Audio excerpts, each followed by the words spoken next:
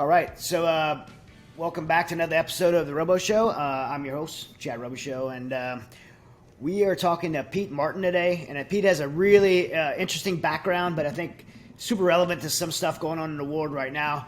Pete is the founder of Morton Executive Decisions, which is it's a security consulting firm that specializes in developing travel risk management programs, protective security, and intelligence programs for big five companies and humanitarian organizations that operate globally. So what that means is all these missionary works you see going on around the world, people that go around the world to do humanitarian efforts, just like we just did with Save Our Allies.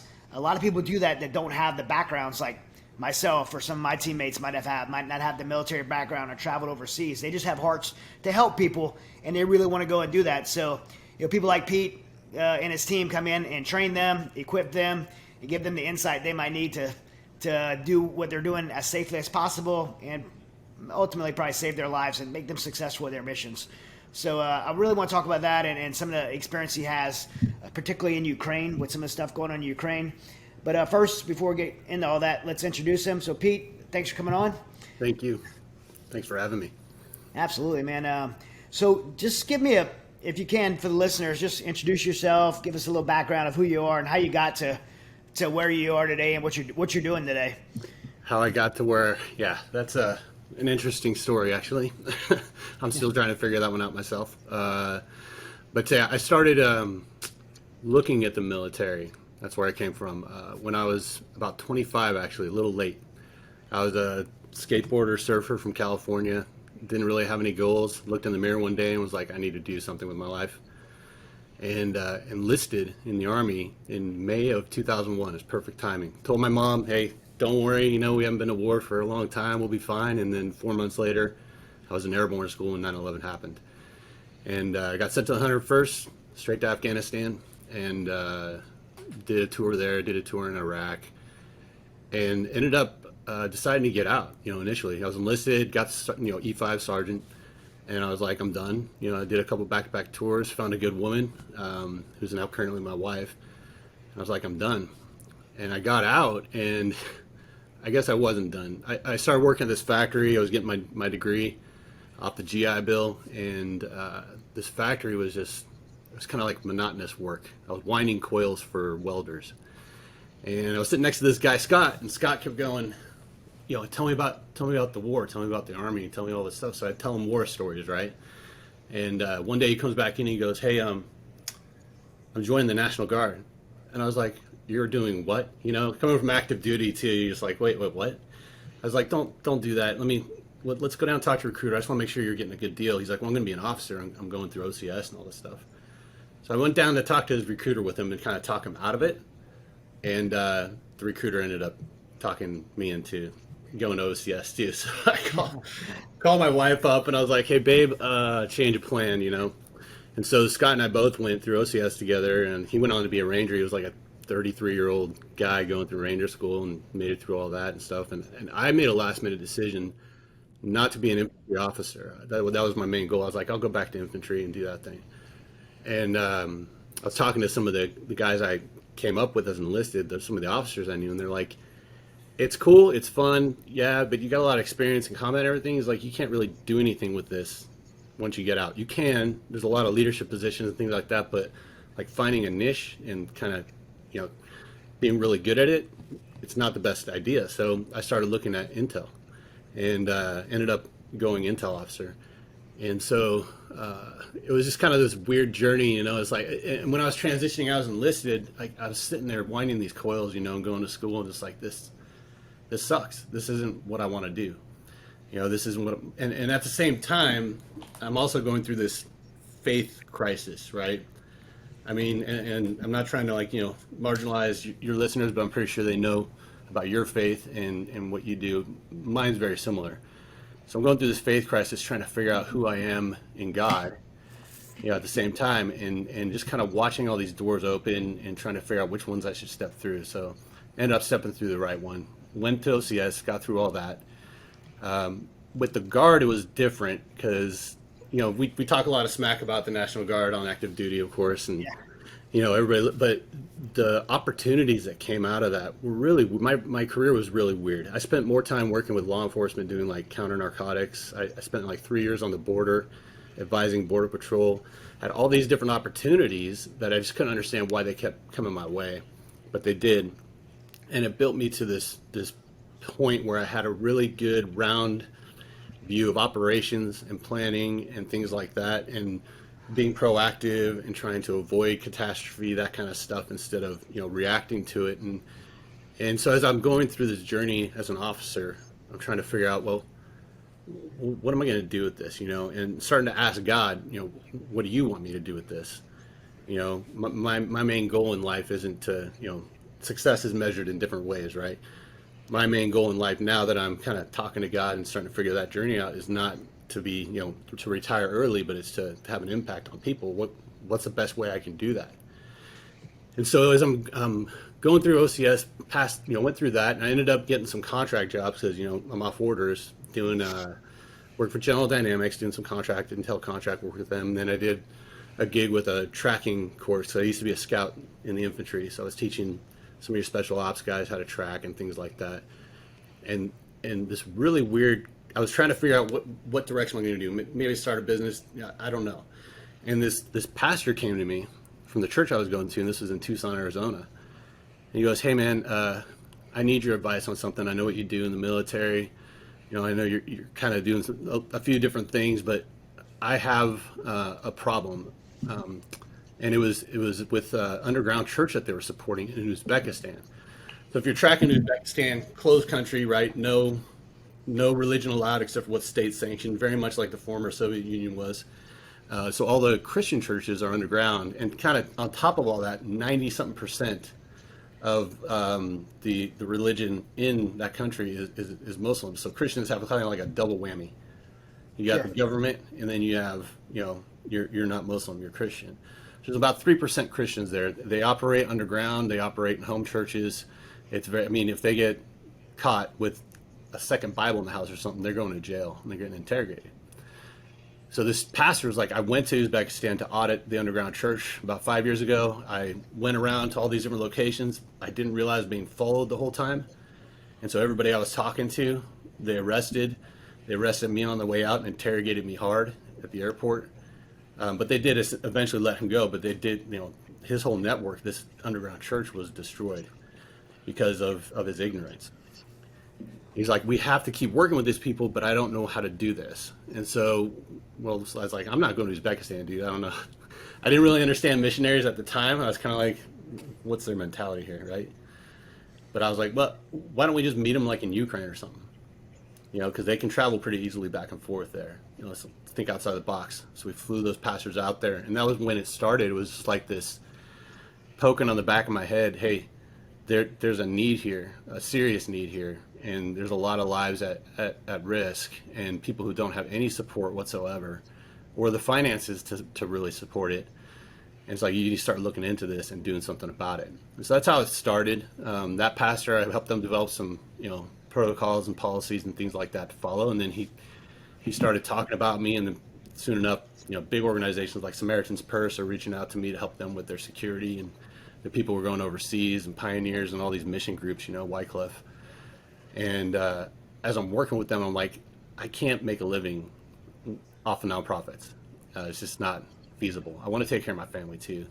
So I started looking at protective security. Got a few really good gigs with some IT billionaires providing protective security, executive protection while they're traveling overseas. And that kind of just launched into this whole new discipline of protective security. There's a lot of things I already knew, stuff that you know, with doing PSDs and things like that. But it was just trying to, put a commercial spin on it, and it just turned into this really interesting road. Like I said, I'm still trying to figure out how I got from point A to point B. But I will tell you that a lot of what happens, I think, in our lives is driven by divine providence and our ability to say yes. It's like, hey, okay, I'll go down that road, even though it's not the path I would have taken normally. So yeah, I think there's a correlation there with saying yes to things God burns your heart for, and then the divine just orchestration of God fulfilling those things you had the faith to say yes in.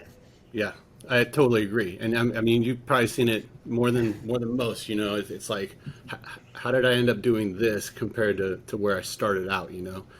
And but I did have some things along the way that kind of just drove that. One of the biggest things was how to measure success in my life.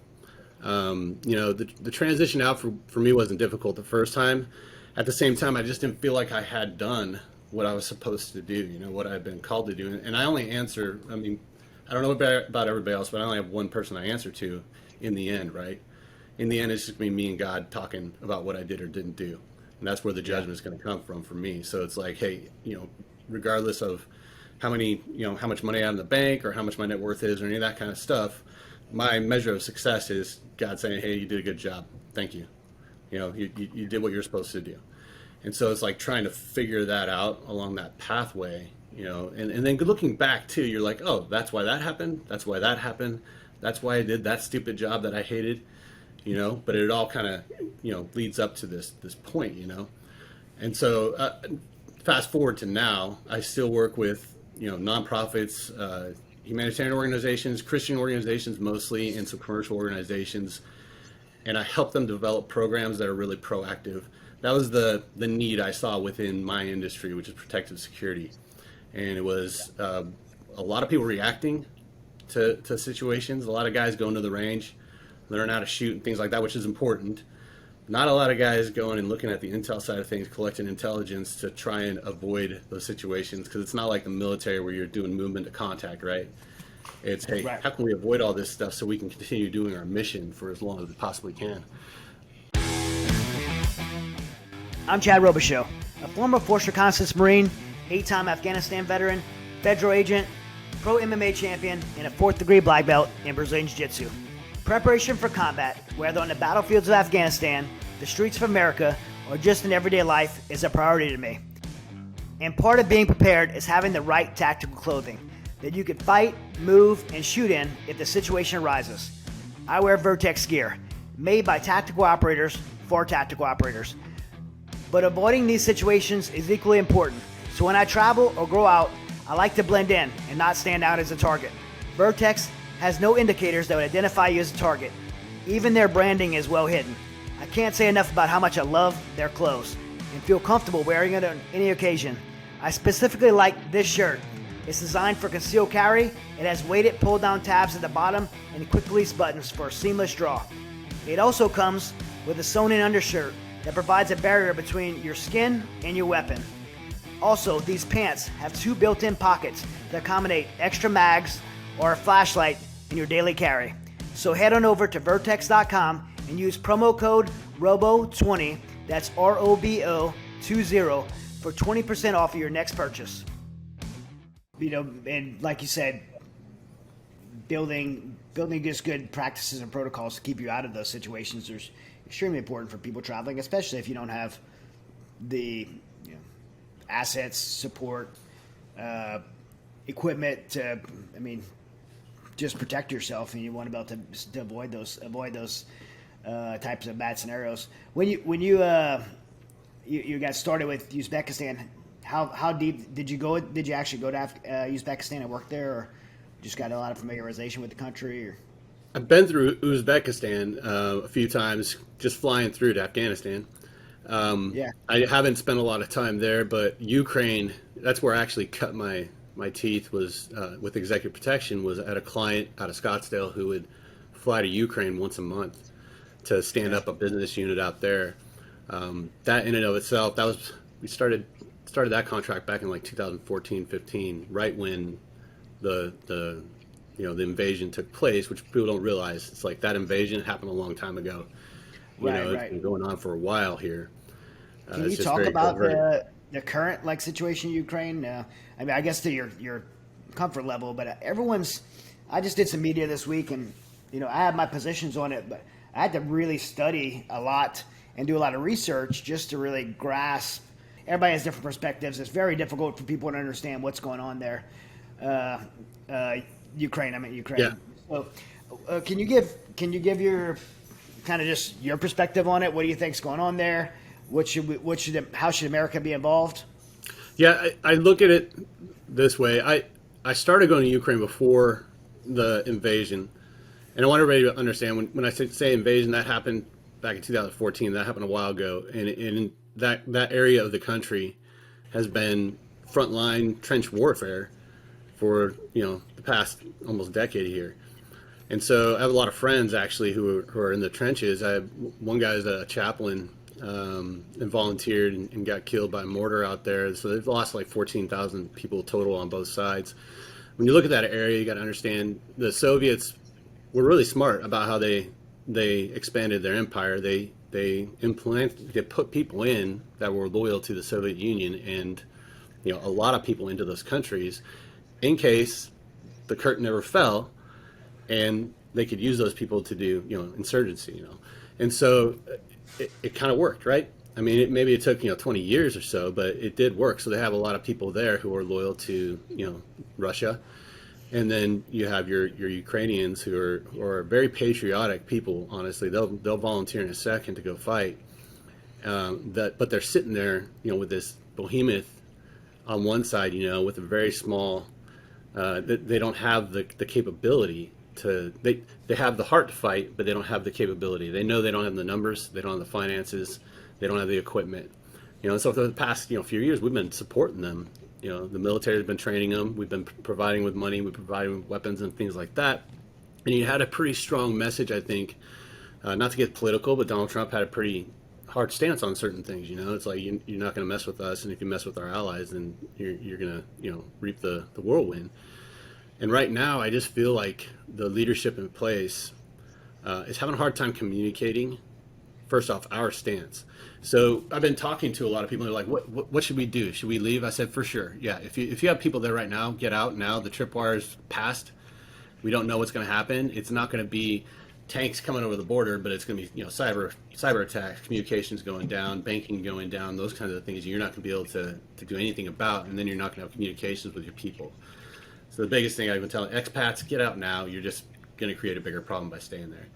Get out now, watch what happens, and then you can go back later if you want, So I've been telling them to get out, but the threat, I'm not looking at just Putin and him, he's never very stable, right?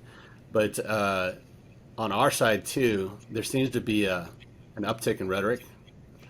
Why are conversations between our president and their president coming out in the media, being talked about? Our president saying that Kiev's going to be sacked.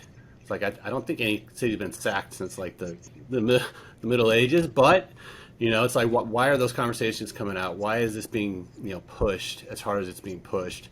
That doesn't make sense to me, and I do think it's a volatile situation. I keep looking back historically, trying to figure out something to go off of, to base this analysis off of, and right now, it's just both sides are kind of escalating, and they need to de-escalate. Is what needs to happen. Yeah, I mean, and it's really hard to gauge what's, how much Russia is escalating when you got the president of Ukraine saying that President Biden is kind of agitating this and what he's saying is not true, and kind of wonder what the motivation, if he's right, what's the motivation there?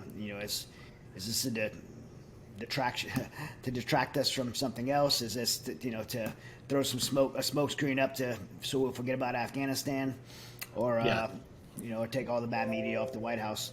There's probably a bit of that all in there. I mean, it's political. It always is. I mean, every time we go to war and it's one of the superpowers, it's these other small countries that get caught in the middle, and our response really does. Words are powerful. Yeah. And so it's too bad that we're seeing it happen like that. But at the same time, you hope that it doesn't happen. But it's like you don't spend billions of dollars moving equipment down to to mass on a border for no reason. So Putin's got his reasons too. Sure. And I don't think it's NATO.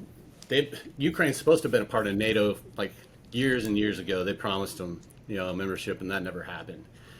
And so I don't think it's like there's some real huge threat of NATO, bringing Ukraine in right now. But that's an excuse. So I hear that and I go, okay, you're making an excuse to mash your guys on the border. What's the play here? What are you trying to, gain leverage over? And honestly, I still can't figure that one went out, unless it is just what he wants. He wants to, bring everybody back into the fold. Because then, if that's the case, Estonia needs to watch out, Finland needs to watch out, Poland, all those countries are under threat if that's the case. Right. Yeah, and that's where NATO's. I mean, that's where NATO was. Me and a producer here that's listening right now, we were talking about this. This is what NATO stood up for. One of the main reasons for NATO was to keep those Soviet bloc countries from being taken over again.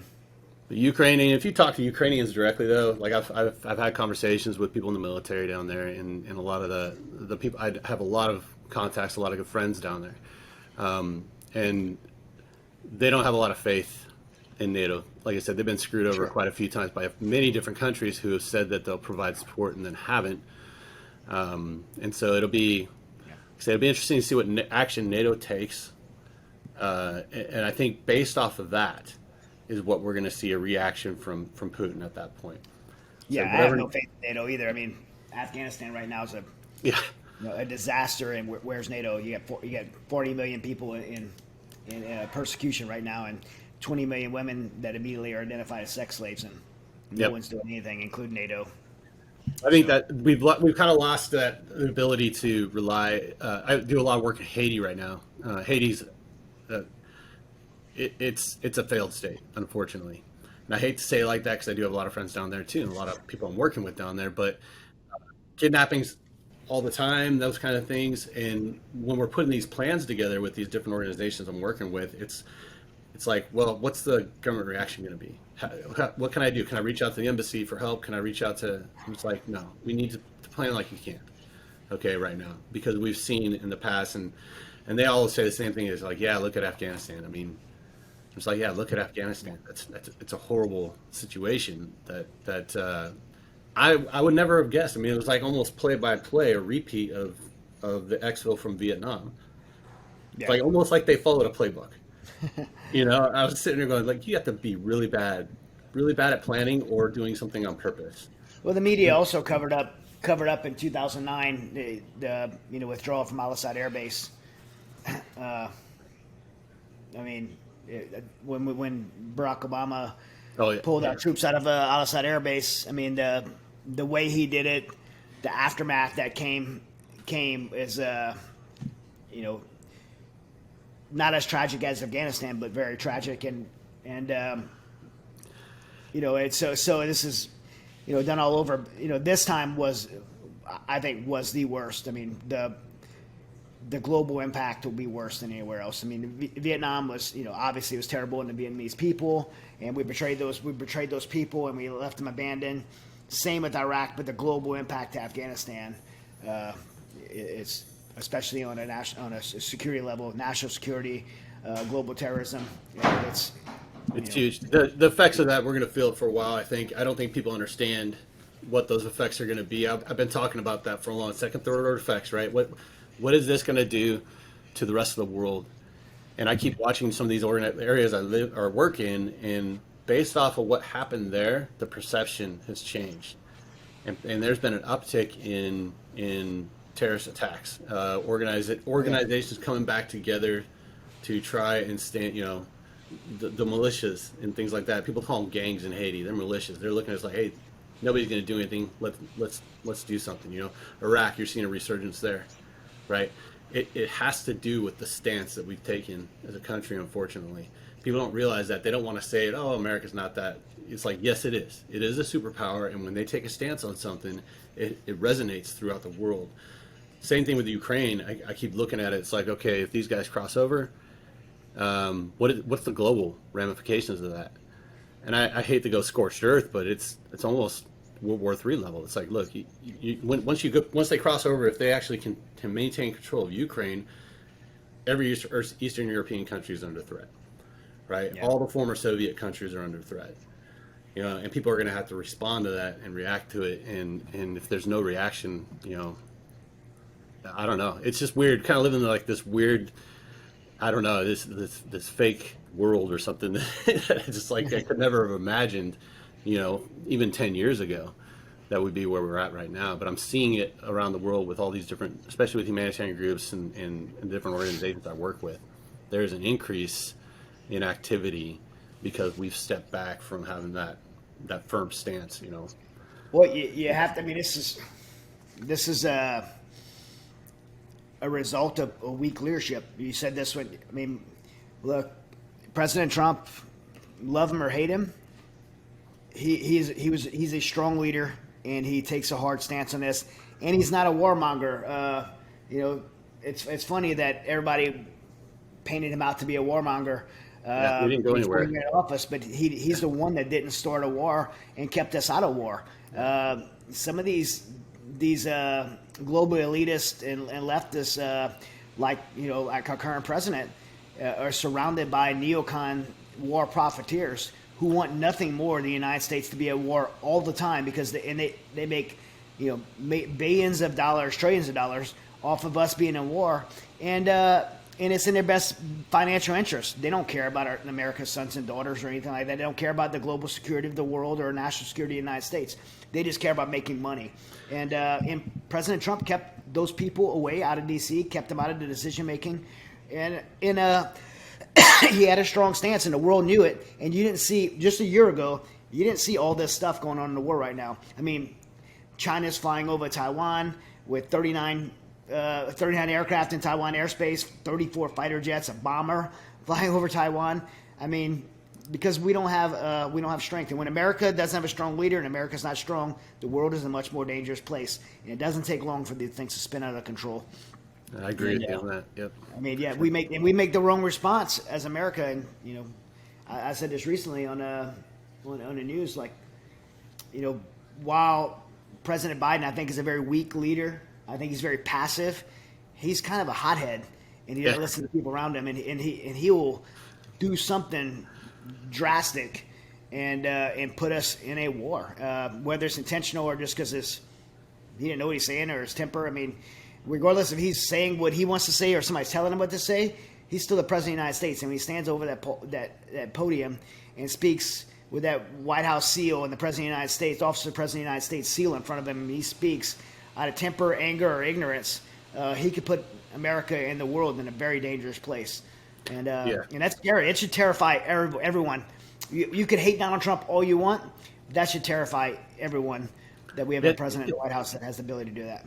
It's weak leader. I mean, it's weak leadership is. I think we've had a problem with that. There's a leadership deficit in the United States right now, unfortunately. And I mean, even Donald Trump. I resigned my commission in 2016, so I had 16 years in the Army, 4 years shy of retirement, and even in the Guard, they kept putting me on active orders, so I was active almost the whole time.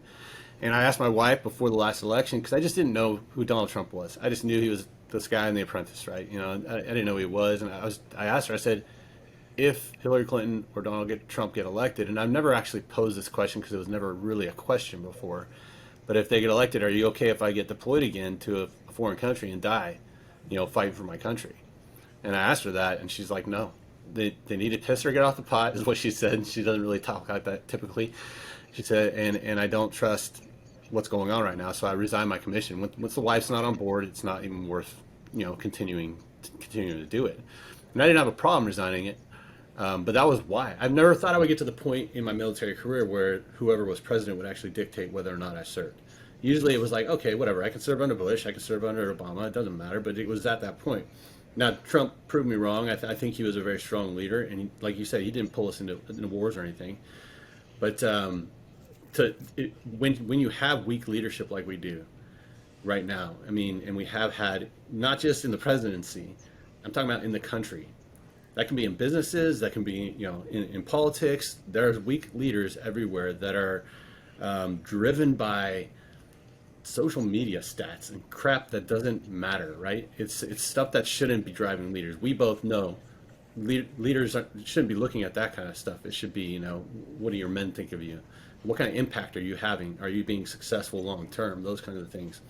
We've lost that, and it needs to, somebody needs to bring that back in. I don't know if it's going to be Donald Trump again. Honestly, looking at it from an intel perspective and having studied, geopolitics a lot, I don't know if he has it in him to get elected, but somebody's got to step up and take a strong stance, or we will get sucked into more of these conflicts, And hey, honestly, it keeps me employed. I wish it didn't, Yeah. I mean, every time they make a statement, it causes somehow to go off the rails. And Ethiopia work a lot in there. That one's going crazy right now too. People aren't tracking it as much, but all these different countries, there is a downstream effect from weak leadership in the United States. Hey, so before we get off, can you tell us about Iron Edge Ministries and what are you guys doing there? What's your a little bit about the ministry and how people can learn more about it?